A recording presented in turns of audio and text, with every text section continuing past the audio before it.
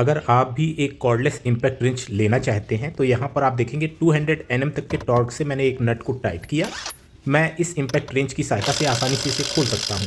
इस वीडियो में मैं सबसे पहले आपको इस इम्पैक्ट रेंच की अनबॉक्सिंग दिखाऊंगा। वीडियो में ही हम इसका टेयर डाउन यानी व्हाट इनसाइड भी करेंगे।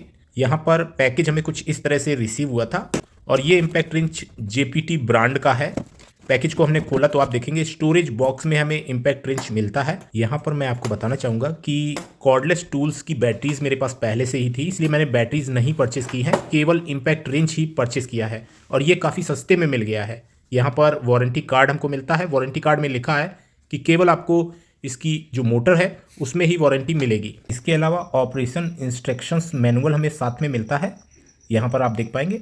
तो चलिए मैं इसे भी अलग रख देता हूँ। हमारा जो इम्पैक्ट रेंच है वो कुछ इस तरह का है, आप देखेंगे। और यहाँ पर इसमें एक सॉकेट भी मिलता है जो कि 22 mm का है। यहाँ पर ब्रांड हमें केवल एक ही सॉकेट 22 mm साथ में देता है। अगर आप और सॉकेट परचेस करना चाहें तो अलग से परचेस कर सकते हैं। यहाँ पर आप देखेंगे JPT ब्रांड का यह इम्पैक्ट रेंच जो है ब्रेसलेस मोटर वाला है। ब्रेसलेस मोटर वाले टूल्स एनर्जी इफिशिएंट होते हैं, यानी अच्छा हमें बैटरी बैकअप मिलता है। यहाँ पर आप देखेंगे एक ओरिंग और एक मेटल सॉफ्ट साथ में है। ये हमारे सॉकेट को इम्पैक्ट रेंच के साथ लॉक करने के लिए आती है।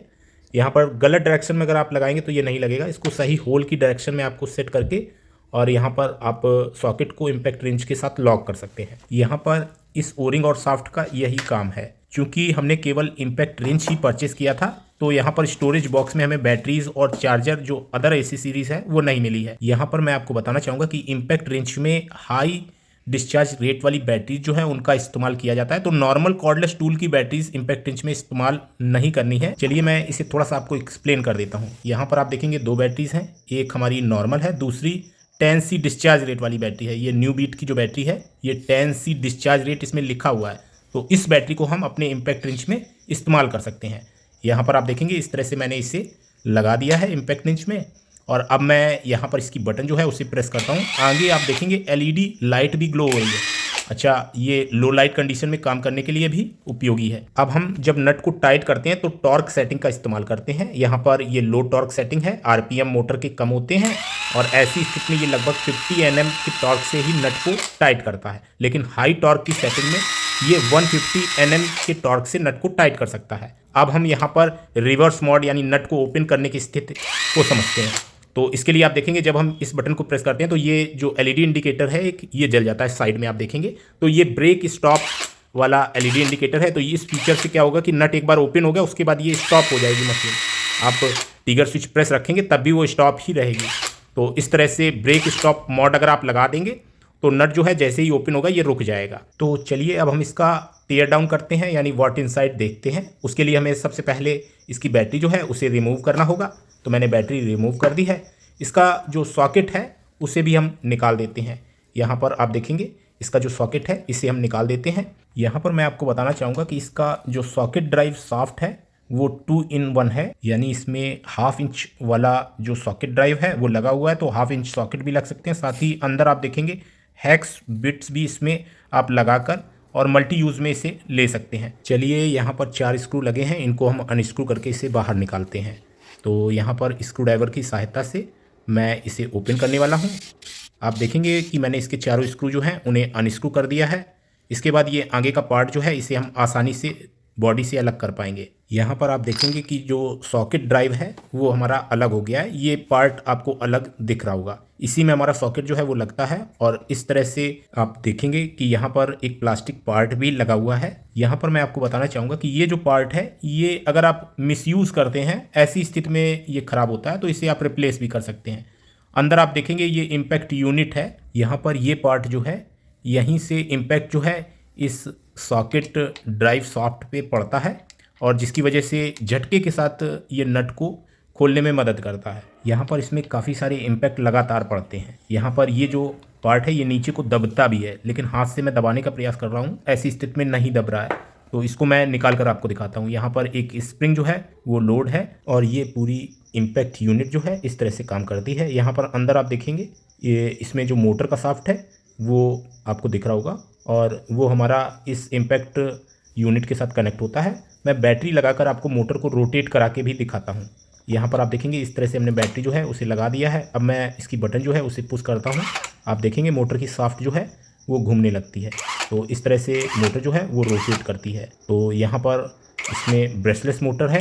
ब्रशलेस मोटर होने से हमें बैटरी बैकअप जो है वो लंबा मिलता है, साथ ही जो मोटर है वो जल्दी ख़राब भी नहीं होती हैं जो ब्रशलेस मोटर होती हैं। अब मैं इसकी हाउजिंग जो है उसे पूरी तरह से खोलने वाला हूँ। यहाँ पर आप देखेंगे कि इसमें इन जगह पे स्क्रूज जो हैं वो लगे हैं और इनको हम खोलते हैं, जिसके बाद हम इसकी हाउजिंग जो है उसे खोल पाएंगे। तो मैं स्क्रू ड्राइवर की सहायता से इसे ओपन करता हूँ। यहाँ पर इस तरह का स्क्रू ड्राइवर इसमें लगेगा।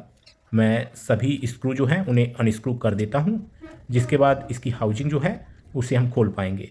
तो यहाँ पर सभी स्क्रू जो हैं उन्हें हमने अनस्क्रू कर दिया है और मैं इसकी हाउजिंग का ये वाला पार्ट जो है इसे अलग कर पाया। यहाँ पर इसे मैं साइड में रख देता हूँ। अब मैं सभी पार्ट आपको दिखाता हूँ।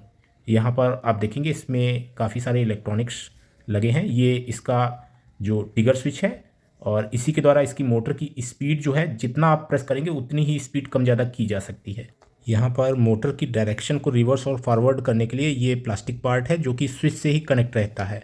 अच्छा, इस स्विच के द्वारा आप मोटर की स्पीड को भी कंट्रोल कर सकते हैं। यहाँ पर आप देखेंगे ये ब्रशलेस मोटर है। ब्रशलेस मोटर में आउटर साइड में इसका स्टेटर होता है और इनर साइड में एक मैग्नेट वाला शाफ्ट होता है जो कि रोटेट करता है। यहाँ पर इस ब्रशलेस मोटर को कंट्रोल करने के लिए ब्रशलेस मोटर का ड्राइवर यूज़ होता है, चूँकि ये डायरेक्ट बैटरी से नहीं चलती हैं। तो यहाँ पर ड्राइवर है, साथ ही ये कंट्रोलर भी है। इसमें लगी हुई पुश बटन के द्वारा आप अलग अलग मोड जो हैं उनको सिलेक्ट कर सकते हैं। तो ये BLDC मोटर ड्राइवर हो गया। इसके अलावा ये हमारा बैटरी का कनेक्टर है, इससे बैटरी कनेक्ट होती है। तो ये ब्रशलेस मोटर ड्राइवर जो है इसमें काफ़ी सारे वायर्स आप कनेक्ट हुए देख पाएंगे। मोटर के 3 वायर होते हैं, चूँकि ये ब्रशलेस मोटर जो है 3 फेस मोटर है। तो इस तरह से आपने व्हाट इनसाइड जो है इसका देख लिया है। चलिए अब मैं इसकी टेस्टिंग जो है वो आपको करके दिखाता हूँ। यहाँ पर आप देखेंगे ये हमारा इम्पैक्ट रिंच है, साथ ही यहाँ पर आप देखेंगे हमारे पास टॉर्क रिंच है जो कि 300 न्यूटन मीटर तक के ऑब्जर्वेशन के लिए है। यहाँ पर 4 व्हीलर में जो नट लगे हुए हैं आप देख पाएंगे, इनको हम लूज़ करके देखते हैं। अभी मुझे नहीं पता कि ये कितने टॉर्क से कसे हुए हैं। मैं इस इम्पैक्ट रिंच की सहायता से इन्हें लूज़ करता हूँ। आप देखेंगे बड़ी आसानी से इस इम्पैक्ट रिंच ने ये नट जो है इसे खोल दिया है। चलिए अब मैं इसे टाइट करूँगा, लेकिन अब मैं टॉर्क रिंच की सहायता से इसे टाइट करने वाला हूँ, जिससे कि आपको ये कंफर्म हो सके कि ये हमारा जो टॉर्क रिंच है ये वास्तव में काम करता है, कितने न्यूटन मीटर तक के टाइट नट को खोल सकता है। तो सबसे पहले आप देखेंगे मैं इसे 100 Nm तक के टॉर्क के साथ टाइट करता हूँ। यहाँ पर जो 4 व्हीलर कार वगैरह होती है इनको 110 Nm तक के टॉर्क के साथ टाइट किया जाता है। तो मैंने 100 Nm तक के टॉर्क के साथ इसे टाइट किया है। अब मैं इस इम्पैक्ट रिंच के द्वारा इसे खोलकर आपको दिखाऊंगा। तो यहाँ पर ये कंफर्म हो जाएगा कि ये 100 Nm तक के टॉर्क वाले टाइट नट्स को आसानी से खोल सकता है। यहाँ पर आपने देखा कि इसने बड़ी आसानी से 100 Nm तक के टाइट नट को खोल दिया है। अब मैं इसे और ज़्यादा टाइट करूँगा और मैं 200 Nm तक के टॉर्क से इसे टाइट करने वाला हूँ। यहाँ पर आप स्केल में देख पाएंगे मैं इसे टाइट कर रहा हूँ और मैं इसे 200 Nm तक के टॉर्क के साथ टाइट कर देता हूँ। यहाँ पर आप देख पाएंगे 200 Nm तक के टॉर्क के साथ मैंने इसे टाइट किया है। अब हमारा इम्पैक्ट रिंच क्या 200 Nm तक के टॉर्क वाले कसे हुए नट को खोल सकता है? तो आप देखेंगे कि इसने बड़ी आसानी से 200 Nm तक के टाइट नट को भी खोल दिया है। अब मैं इस इम्पैक्ट रिंच के द्वारा अलग अलग सेटिंग यानी लो टॉर्क सेटिंग और हाई टॉर्क सेटिंग में टाइट हुए नट को देखूंगा कि कितने एनएम तक के टॉर्क के साथ वो टाइट हुआ है। तो लो स्पीड सेटिंग यानी लो टॉर्क सेटिंग में हमने इस नट को टाइट किया है और मैं अब इसे अपने टॉर्क रिंच के द्वारा खोलकर आपको दिखाता हूँ कि लो सेटिंग में ये कितने एनएम के टॉर्क के साथ हमारे नट को टाइट करता है। तो यहाँ पर आप देख पाएंगे मैं इसे ओपन करता हूँ तो ये लगभग आप देखेंगे कि 60 Nm तक के टॉर्क के साथ नट को लो टॉर्क सेटिंग में टाइट करता है। अब हम फिर से इसे हाई टॉर्क सेटिंग में लगाते हैं टाइट करने के लिए। तो यहाँ पर हमने हाई टॉर्क सेटिंग में लगा दिया है और अब हम फिर से नट को टाइट करते हैं। तो यहाँ पर आप देखेंगे कि मैंने नट को टाइट कर दिया है और अब मैं इसे लूज़ करके आपको दिखाता हूँ। यहाँ पर आप देख पाएंगे कि मैं जो हमारी टॉर्क रिंच है उसमें इसे लगा चुका हूँ और मैं इसे खोलने का प्रयास करता हूँ और आप यहाँ पर देख पाएंगे कि इसने लगभग 40 एनएम तक के टॉर्क के साथ नट को टाइट किया था।